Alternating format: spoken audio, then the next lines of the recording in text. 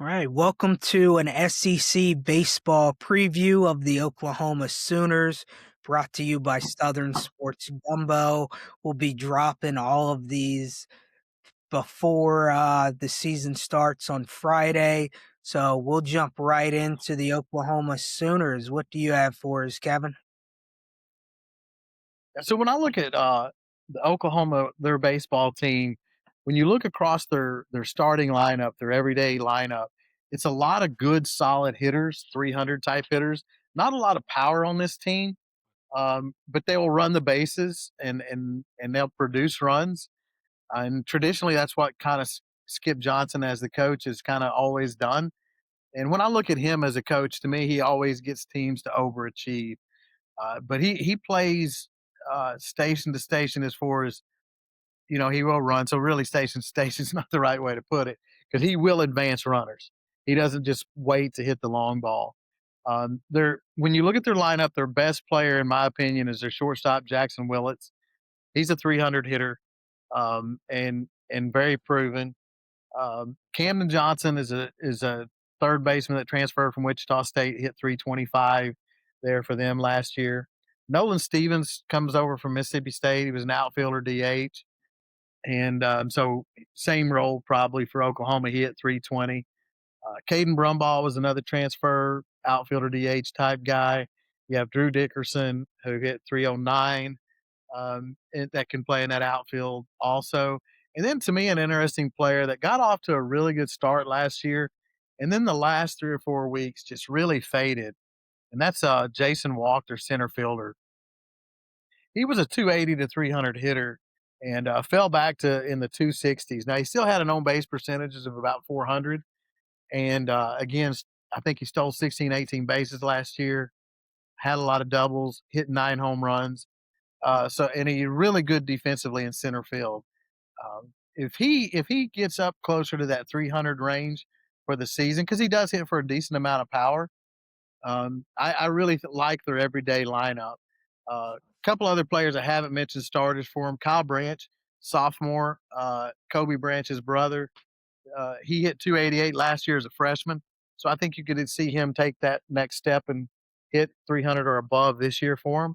Not a lot of power, but again, a good player, good defensive player. And then you have Dayton Taki at first base, who hit in the 270s last year.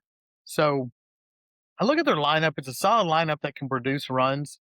It's not going to be a lineup that's going to produce 9 or 10 runs a game, but if they can produce 4 to 6 runs a game with this lineup. There's really no like spots that you look at and go they're incredibly weak.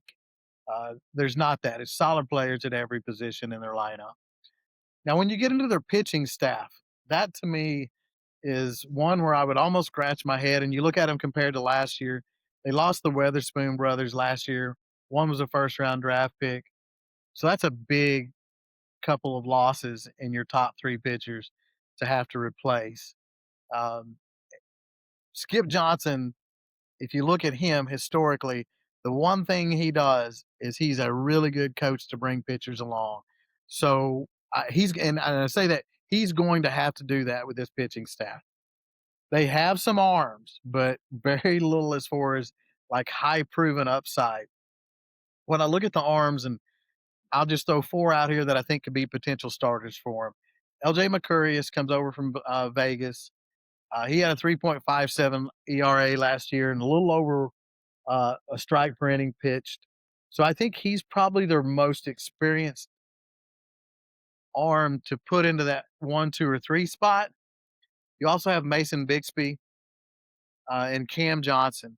Uh, Cam Johnson was a guy that 2 years ago they were, questions of whether he would make it to campus or actually, get drafted high enough that he would go to Major League Baseball right out of high school. Played for LSU initially, played for Oklahoma last year. Really has struggled in his 2 years throwing strikes. And, Johnson did get him to improve a couple of games last year, but again, he really struggled throwing strikes. If you look at his walks per innings pitch, it's over 3, which is an astronomical number. I just referenced that to say for him to be really good, he has to improve in his control. They have him in their lineup as a starting pitcher in the rotation in that weekend rotation. and they need him to fulfill that. I just don't know. We'll see. And they're going to give him a shot at the beginning of the season. He's obviously got to live up to it. Then another pitcher I would throw in that group is a high end talent guy that transferred from Texas, Drew Rarick. And he also kind of has the same opportunity as Johnson in that um, he showed a lot of time opportunity with throwing with control, plenty of upside. Just like Johnson, they both can hit high 90s when they're pitching. But can they throw strikes consistently enough to not have big innings? Again, in the SEC, you're facing teams that can hit the ball. You put runners on base, you're going to give up crooked numbers, and you're not going to win a lot of games if you're having innings where you're giving up 2 and 3 runs an inning periodically. Couple other pitchers that are part of their staff that'll play a role: Reed Hensley, Jaden Barfield, Jason Bowden. Those guys also will play in here and could be out of the bullpen or end up starters for them. So I think that's the biggest question mark. I like their everyday lineup. It's not the best everyday lineup in the SEC, and probably if you compare it to everybody's, just because they don't hit with power as much. I wouldn't even put it maybe in the top 5 or 6 lineups. But I think if you went 7 to 10 everyday lineups, they could fall there. Again, their biggest question mark is where does this pitching staff take them? And that's the challenge for me to say, okay. And there's so little proven there. In my opinion, Mercurius is the only proven one. I think he was 6-3 at Vegas last year. The rest of those guys, I mean, man, again, Skip Johnson is great with pitchers, but man, he's going to have to be because I see this group of pitchers really struggling for him. I really look at this team and I picture them as you know I could see them 9, 10, 11, 12 wins. I really think they're going to struggle to get to 15-15 in the SEC. And when I say that, I mean to me, I would project them anywhere from probably 11 to 14 in the SEC. I don't think they'll end up in the bottom two. It just depends, though. Again, I don't really see Mercurius as a Friday night starter. So I'm not sure if he doesn't win on Friday nights, if he pitches Friday nights or, maybe Saturdays. I just really, if Johnson doesn't come along, they could lose a lot of Friday, Saturday games, even with a solid lineup. And again, it's a good defensive lineup. Let me also say that Branch, Walk, Willits up the middle. Those guys are going to not make errors. So it's a good defensive lineup to support that pitching staff. Again, I just look at this as probably more of an 11-19 type team in the SEC. DMAC, what's your thoughts? Yeah, I do like their everyday lineup. But there's not much power in this lineup. No. Willits is your leading home run guy from a year ago at 9. I know they like how they are behind the plate in Dayton LaChance. But man, Easton Carmichael and Scott Mudler are huge pieces to lose. And then their pitching staff. They lost a weekend trio who combined for nearly 250 innings and over 300 strikeouts last year.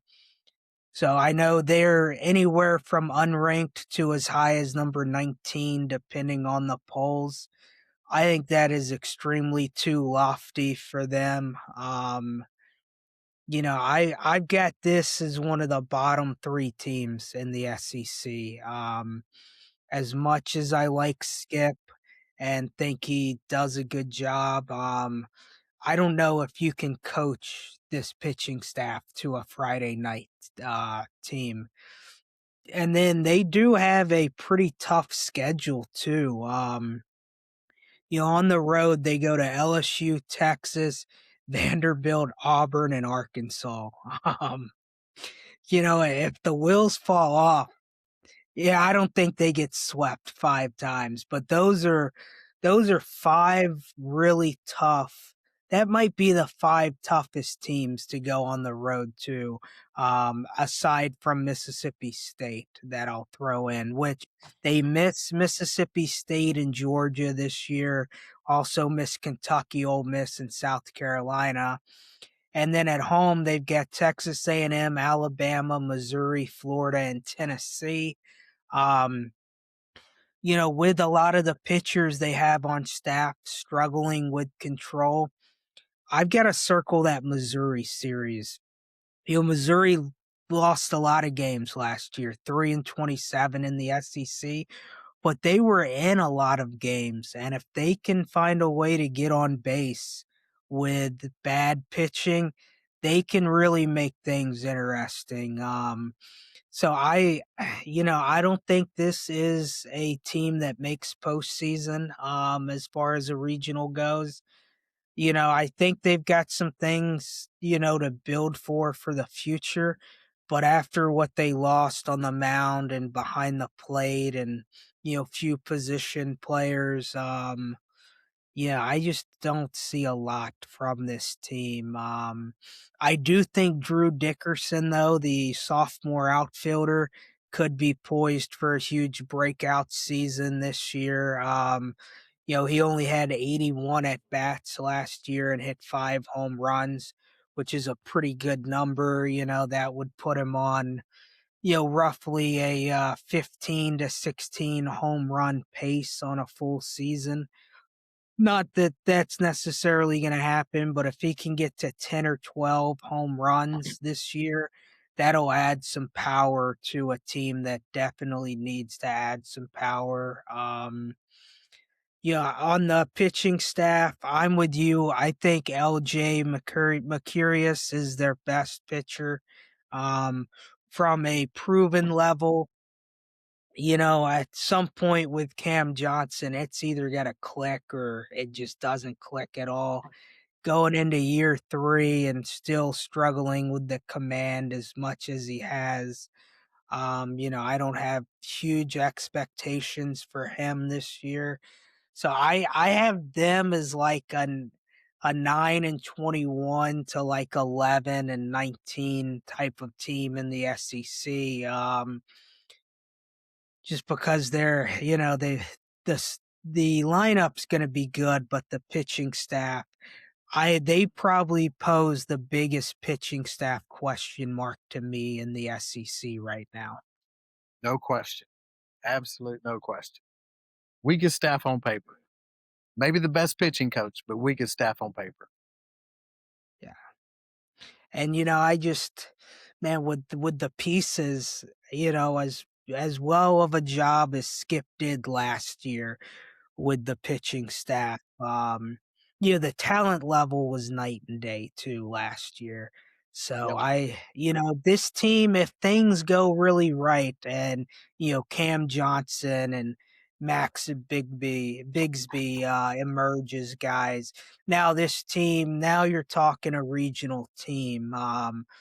But I don't know how you get 2 guys career who are over 2 walks an inning, and overnight essentially turn them into productive pitchers. So if anybody can do it though, Skip Johnson is one of the guys in this league who could do it. So that is going to be a wrap for Oklahoma baseball. We will be back with more SEC previews. All 16 will be dropping before we get to season openers on February 13th.